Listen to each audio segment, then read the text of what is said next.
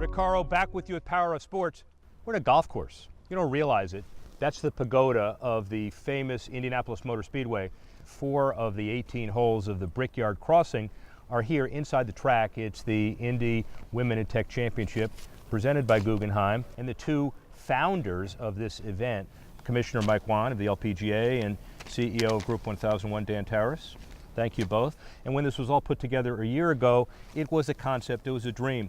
First started where you wanted to do good, so talk about that. Yeah, so we started the Indy Women in Tech Foundation, and we started with sponsoring robotics competitions, and we had some other programming that we wanted to expand.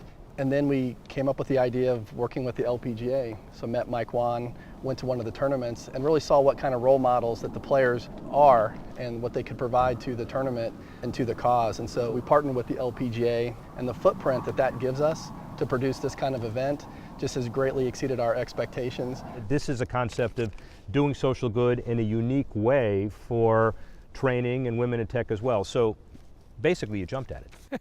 If I was being honest, every great idea that's happened in my 8 years was somebody else's great idea.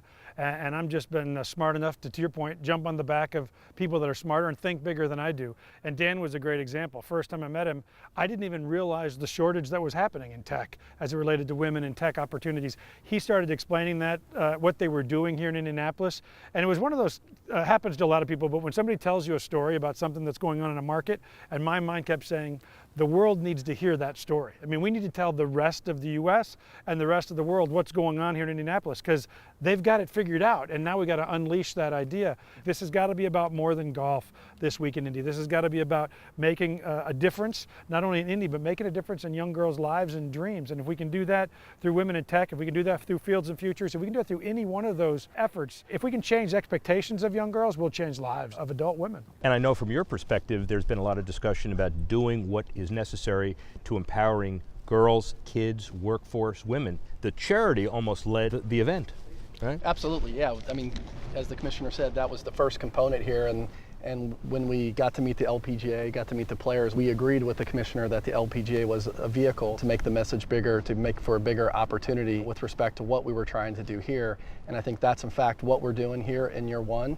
And as I said before, this is an evolutionary process. We want to make it bigger in year 2. Give us your overall perspective, Mike, on using sports as a vehicle for social change, just broadly, even separate from this tournament. What's your sense of all that?